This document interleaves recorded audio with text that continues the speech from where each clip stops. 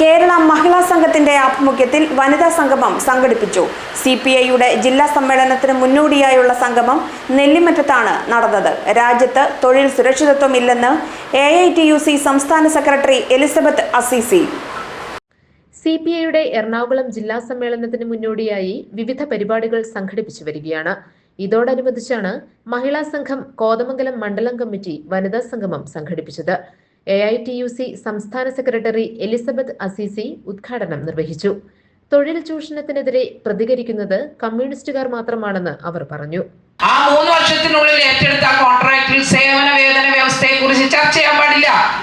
അതായത് 12 മണിക്കൂർ ജോലിയെങ്കിൽ 12 മണിക്കൂർ തന്നെ, 12 മണിക്കൂർ ജോലി 6 മാസം എടുത്തു കഴിഞ്ഞപ്പോൾ സാറേ ഞാൻ കുഴഞ്ഞു, എന്നെ കൊണ്ട് പറ്റുന്നില്ല, എനിക്ക് റെസ്റ്റ് കയറണം, പിരിച്ചുവിടും. 15 ദിവസം നോട്ടീസ് പീരീഡ് എന്നിട്ട് പിരിച്ചുവിടും.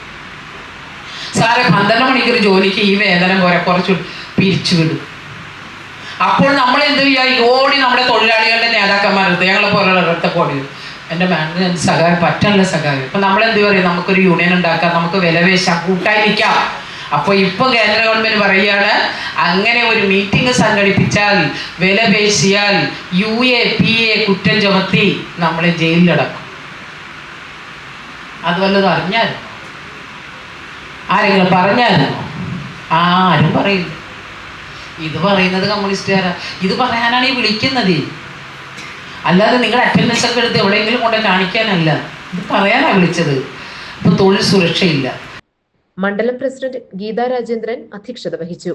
EK Sivan, Shanthama Pius, Jaya Arunkumar, Seena Bose, Sandhya Lalu, TH Noushad തുടങ്ങിയവർ പ്രസംഗിച്ചു. സുമ ശിവൻ സ്വാഗതവും ജമീല ഷംസുദ്ദീൻ കൃതജ്ഞതയും പറഞ്ഞു. GTV news, Kothamangalam.